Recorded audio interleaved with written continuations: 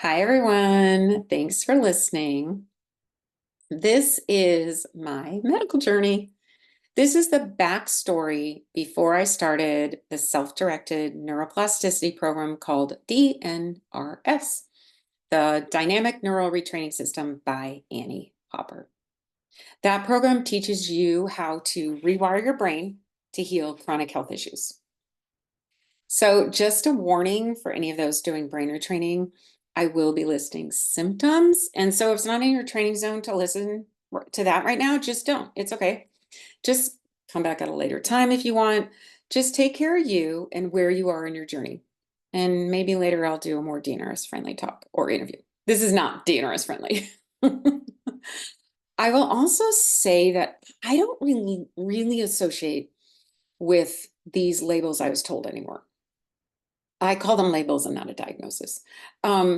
I will list them for you, as many as I can remember being told, but I don't hold on to these things anymore. And I know for some people, hearing the labels or in symptoms is helpful in the journey. So I did hold on to some of these labels before DNRS, but I always believed there was an answer.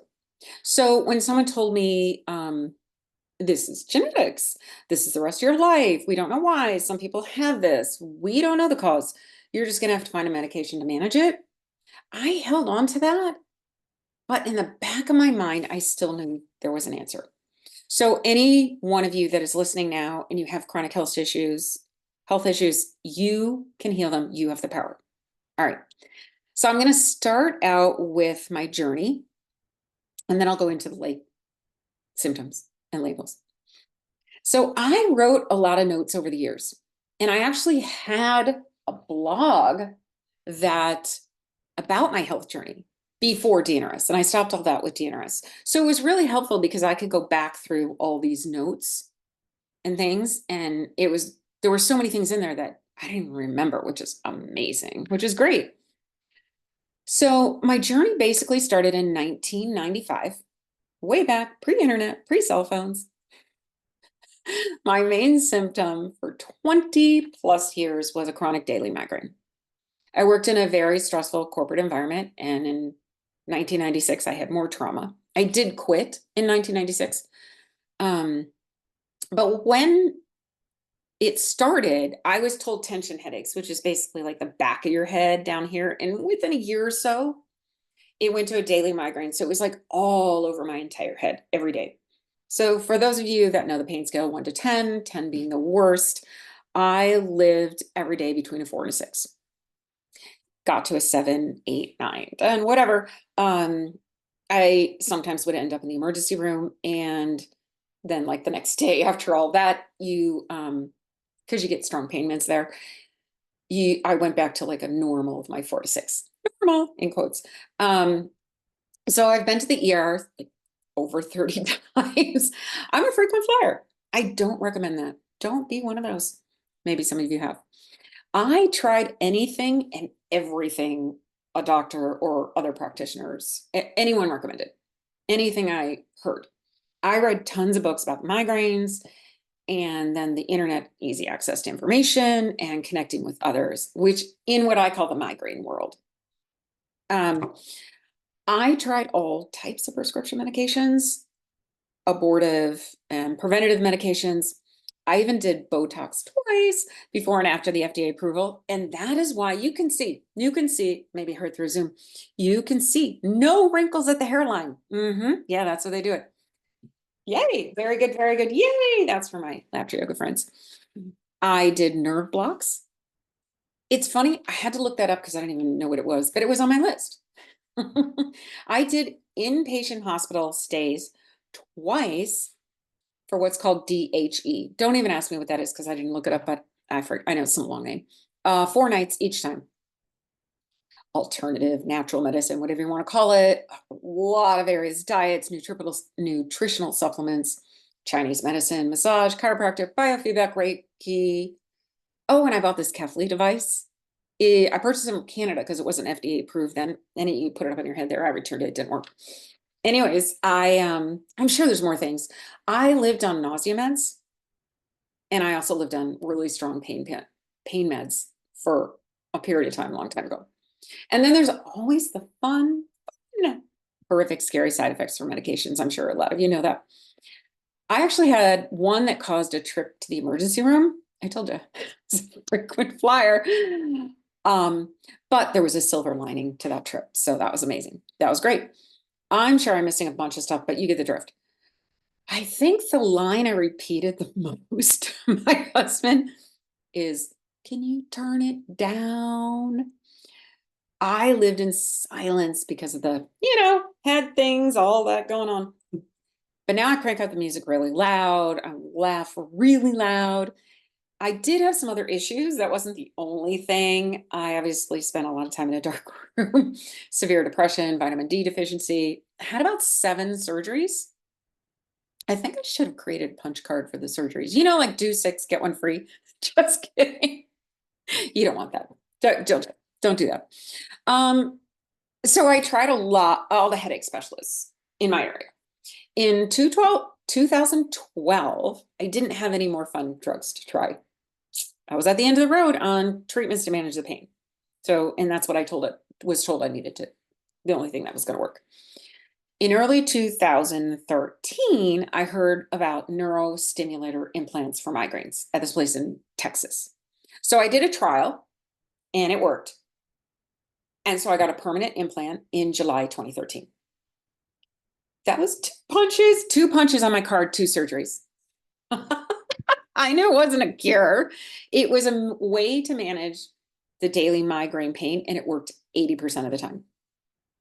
So for those that don't know what a neurostimulator is, if you've ever been to physical therapy or a chiropractor and you've had muscle stim where they stick that on your body, and you get all the tingling, kind of like, your foot or your hand falling asleep, but different. So that's what I had all over my entire head, back everywhere, but I could control it. Here's the good news. Don't need it anymore. It's all turned off. Don't use it. That's the good news. Yay. That's amazing. Yay. Very good. Very good. Yay. So I thought I had my life back somewhat. I mean, I had all the tingling and everything, and 80% of the time the pain's gone. I used to joke for like 18 years, if I just chopped off my head, I would be fine. I don't recommend that either.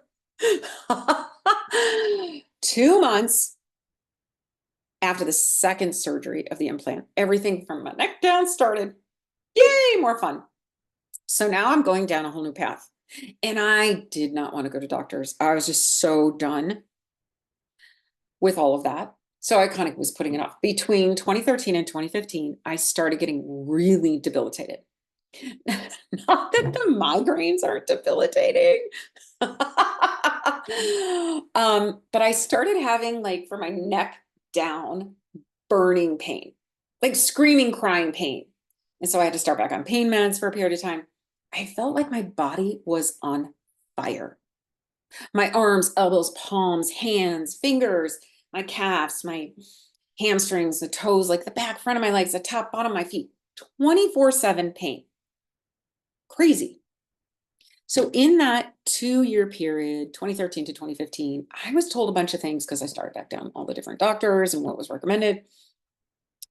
But these few things that I'll mention, I never accepted. Didn't make any sense to me at all. Thoracic outlet syndrome, fibromyalgia, and repetitive stress injury. Didn't accept it. I can't have an MRI because of my implant, but I think if I was able to have an MRI, maybe I would have been told some more things. I don't know.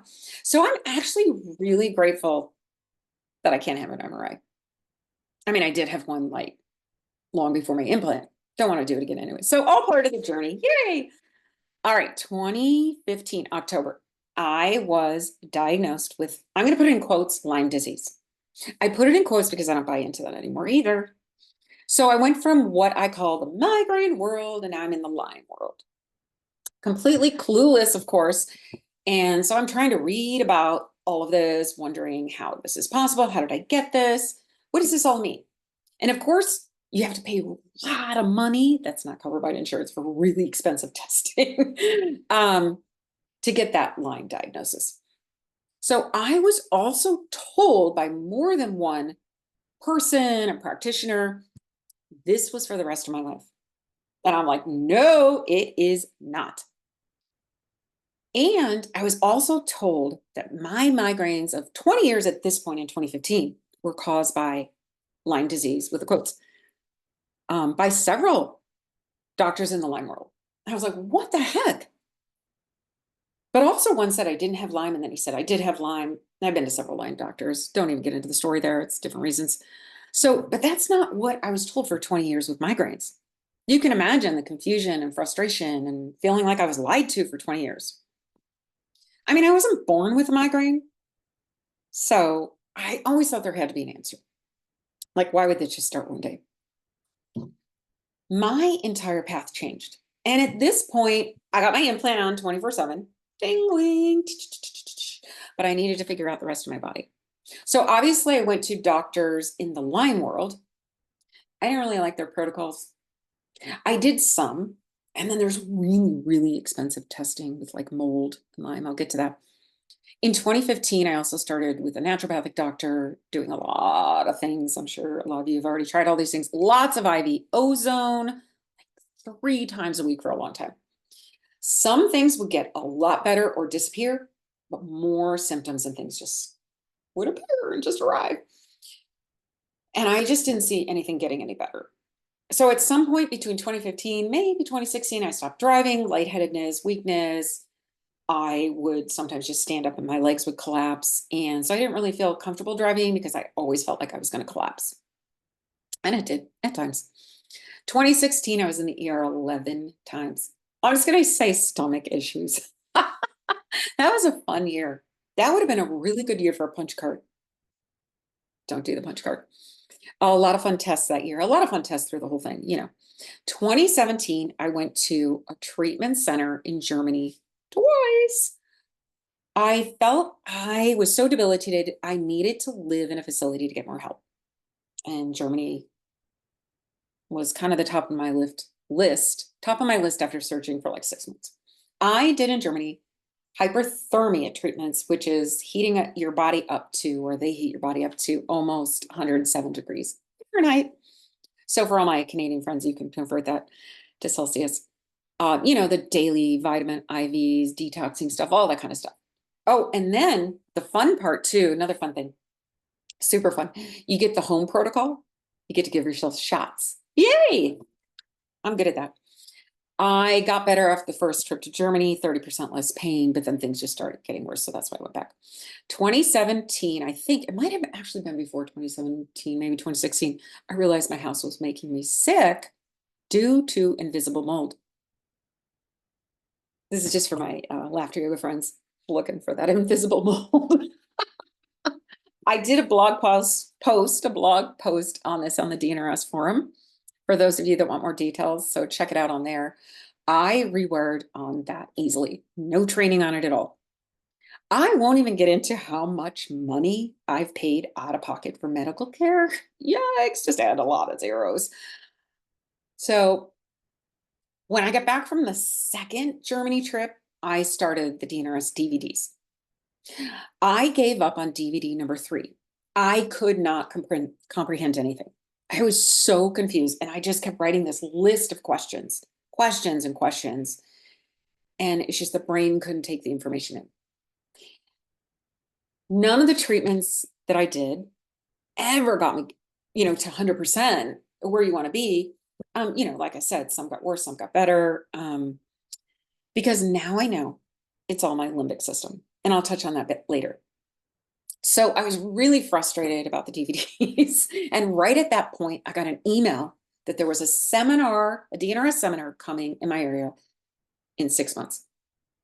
So I put the DVDs away in my closet and waited. And what's another 6 months? I mean, it had been 22 and a half years. Oh, yeah, there was one more trip to the ER. So, I told you, flyer. So that's when I started the Dynamic Neural Retraining System, DNRS, March 5th, 2018 in Woodside, California. Best money I ever spent. So that's the backstory. So now I'm going to list labels I was told and symptoms. There's no order. There's no order to any of this. I'm just going by what I remember and what I found in my notes. Chronic daily migraine, hypothyroidism, Lyme disease, which Bartonella and something else I was told, which falls under Lyme disease. I was also told Babesia, it's one of the things I tested positive for, which is under the Lyme umbrella, I like to call it, which I actually found out years later I got from a flu shot in 2013, which is why I started having all those new issues after my implant. I know it's in the blood supply in the US as well. Adrenal fatigue, chronic fatigue syndrome, maybe that's the same thing, I don't know. Cyclothymia, which was like cycling moods, depression, shocking. I lived in a dark room, isolated by myself, didn't get a lot of sun. Bipolar, I was told I had bipolar, not me at all. I never believed it, and I always kept questioning the doctor about that, and they never had an answer. Well, you have depression. Yeah, no kidding. You try living with a migraine every day.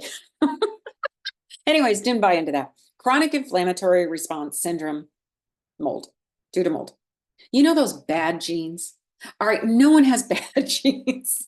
I mean, maybe your Levi's just don't fit right for you right now, but the genes in your body, they're not bad.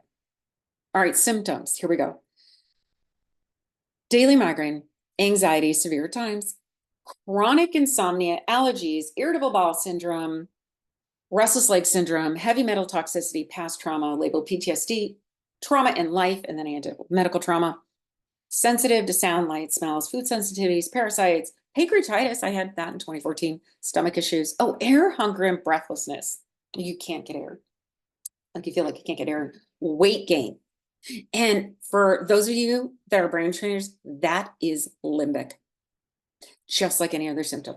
Tremors. So I used to shake like this a lot. I always thought I'd be told I had Parkinson's. I don't know. Muscle aches, nerve pain, burning pain, chronic nausea, I'll say. Temperature regulation issues. Random drenching sweating, like drenching. Really embarrassing. And as a woman, I can just say, well, you know, hormonal, hot flashes, you know, that sort of excuse, which it wasn't. And excessive thirst. Maybe that's due to the sweating. I don't know. Had that for a long time. Frequent urination, bladder infections, yeast infections. Oh, I always had like a metal metallic taste in my mouth for a long time. Anger, rage, brain fog. And then I had this crippling pain in my hands. So my hands, normal hands like this, they were just starting to go down and like this. And I bought these little balls that I could squeeze because I thought, oh, it's just got to be the muscles. What do I know? And then I went to the legs and I was standing collapsed. Talk about that. Ear popping. I kind of remember that. It was on the list. I kind of remember a little of that. Excessive bowel movements. All right, let's talk about poop. What is really normal for poop? I don't know. Fever. I had an elevated temperature on and off for 5 years. So one time I just went to the doctor and they took my temperature, obviously. And they're like, did you know you have a fever? No, didn't know. And so like for years, and I don't even really know when that started. I would just randomly take it and it would be 99, whatever, you know, just different numbers. That's all the sweating. I don't know. All right, memory loss. Oh, very bad, very forgetful. I thought I was going to be told early onset Alzheimer's. People would say, Kim, you don't remember anything. What's wrong with you? I sent a birthday gift to one of my best friends. Didn't even remember sending it. She's like thanking me for the gift. I'm like, what gift? She had to send me a photo of it. I'm like, I didn't send that, did I? Oh my God, it's crazy. Weird itching everywhere in my head. Face, eyes, inside the ears, itching. Oh, then I also had this gurgling in my chest when I laughed really hard. And don't hear it now. And those of you that know me from laughter, you don't hear it. Hormonal issues, hip joint pain, muscle aches, internal body shaking, you know, jackhammer type severe. Yeah, it's going on in a body like this. No one can see it, but you can feel it and it's really intense. Panic attacks, always super fun. At one point I was waking up hourly at night in a panic. Poor concentration. Brain had issues functioning and I couldn't even add 2 and 2. I'm not kidding.